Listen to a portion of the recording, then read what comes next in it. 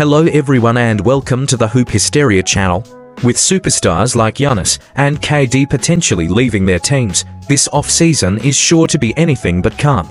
As we've previously covered in our videos, an unexpected name has recently come into the spotlight, sparking countless trade speculations.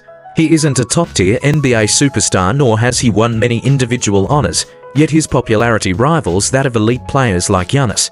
He is Celtics guard Derrick White. CBS Sports and Bleacher Report have each proposed trade scenarios for White to the Mavericks and Pistons, respectively, while NBA insider Logan Murdoch reports that White could be a target for the Warriors this offseason. So why is a non-all-star like White drawing interest from so many teams? As one of the key contributors to the Celtics championship last season, could he really leave Boston in this turbulent summer?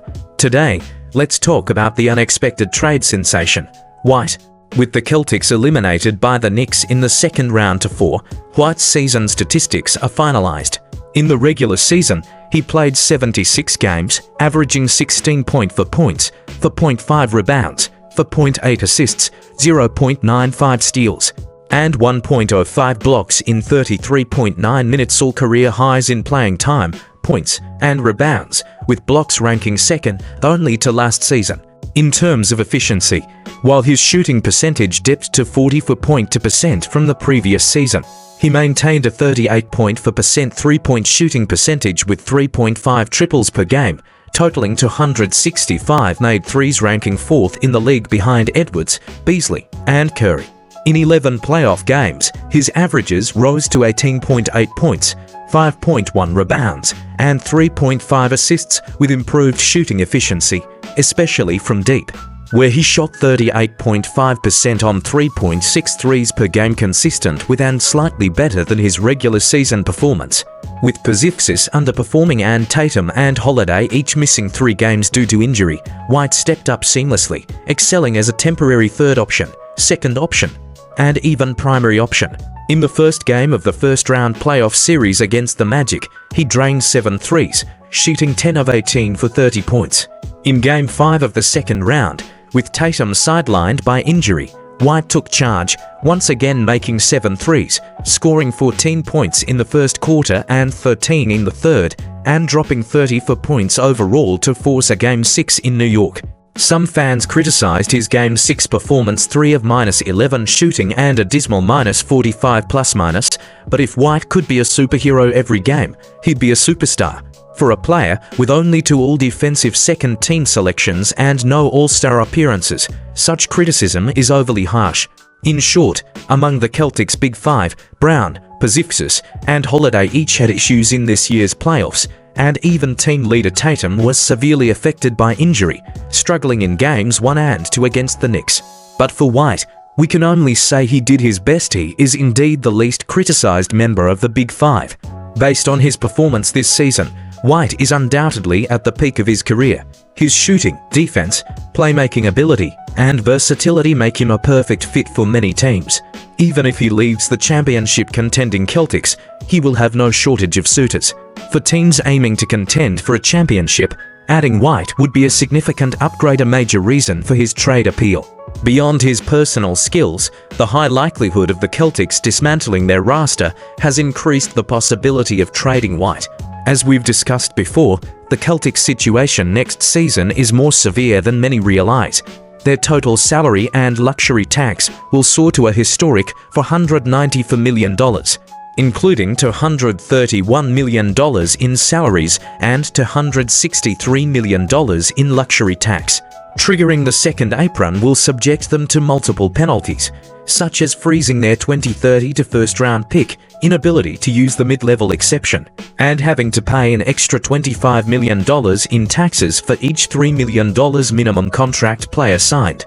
Combined with Tatum's need for a lengthy recovery from a torn Achilles tendon, the Celtics have almost no chance to contend for a championship next season, and even making the playoffs is in doubt.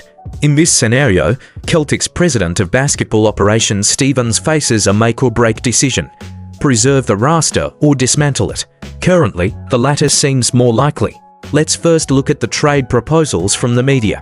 CBS Sports suggests the Mavericks trade PJ, Martin, Powell, and first-round picks in 2029 and 2032 to the Celtics for White. This trade would have been impossible last year, as PJ was once considered untouchable by the Mavericks, but this year's situation is different. With Davis joining the team, PJ has been forced to play the 3, reducing his role. With the arrival of rookie Flag next season, PJH may struggle to secure a starting spot or even a role in clutch time.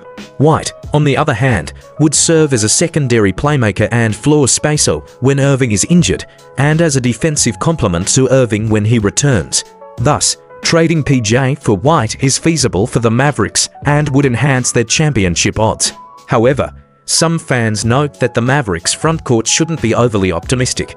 Davis has injury concerns, and it's unclear how many minutes rookie Flag will get or how he will develop. If PJ, as a versatile 3-4 defender, is needed to cover Davis and Flock's absences, account for small ball lineups, and handle Davis' potential rests or minor injuries, decision to trade PJ for White requires careful consideration. Bleacher Report proposes the Pistons trade Ivy and first-round picks for White. This scenario is far less feasible. At 23, Ivy is young, on the rise, and has already established himself as Detroit's backcourt cornerstone alongside Cunningham. Parting with a promising young talent plus draft capital for White simply seems like a bad deal. From a young player development perspective, the Pistons could easily avoid trading and simply retain their current roster to continue growing. However, there's logic behind PR's proposal. In his third season, Ivy averaged 17.6 points, for 0.1 rebounds, and for 0.0 assists, impressive stats, but he missed 52 games due to a left fibular fracture. And his athleticism-dependent playing style raises questions about his post-injury recovery. With Jalen Duren and Asa nearing contract extensions, trading Ivy for White, who can handle the ball, playoff ball, and provide elite defense alongside Cade Cunningham, could unlock new possibilities for Detroit's backcourt. As for the Warriors, Murdoch's report that White is a potential off-season target makes sense. His versatility would thrive in Golden State's motion offense, and unlike last year's acquisition of Kyle Anderson, White is a proven shooter, even elite by league standards, addressing the Warriors' dire spacing issues beyond Stephen Curry. White's combo of pull-up shooting, defense, and high IQ makes him a superior replacement for Podziemski. One proposed 3-team trade with the Bulls involves Golden State sending Jonathan Kuminga, Moses Moody, Podziemski, Hield, and draft assets to firsts, 1 second for White and shooting big man Nikola Vucevic. Some fans suggest using Draymond Green's expiring contract instead, but that would leave a hole in defense, playmaking, and interior presence, though free agent Ben Simmons, a budget-friendly, if shootless, alternative, could fill part of that void. Other teams like the Thunder, Rockets, and even White's former Spurs, where he'd pair seamlessly with Victor Wembanyama, could also pursue him. But the core question remains, will the Celtics actually trade White? As analyst Stein notes, Boston is more likely to shop Drew Holiday first. His decline 9.5 points for 0.1 assists in the playoffs. Career low 30 for 0.6% three-point shooting at age 35 and $100 plus million contract over 3 years. Kristaps Porzingis is on an expiring deal, likely needing draft picks to move, and Jason Tatum's $50 plus million salary complicates things. White, with 3 years of team-friendly contracts, $28.1 million next season, and proven production, is Boston's primary trade asset. The decision hinges on Tatum's injury prognosis. If his Achilles recovery looks promising, the Celtics will focus on dumping Holiday even for low-value expiring contracts to get under the second apron and reload for 2026-27. If Tatum's future is uncertain, all baits are off. White, Tatum, and others could be on the block. White's post-game 6 comments, "This group in the locker room is amazing. I love playing with them," suggest he's not seeking a departure, offering hope to Celtics fans. In summary, White's trade viability is tied to Tatum's health and Boston's reset decision. While contenders like Golden State and Dallas can dream of acquiring him, they must consider, 1. whether the Celtics are truly desperate enough to part with their most valuable trade chip. To White's limitations as a secondary creator, he's not a primary ball handler.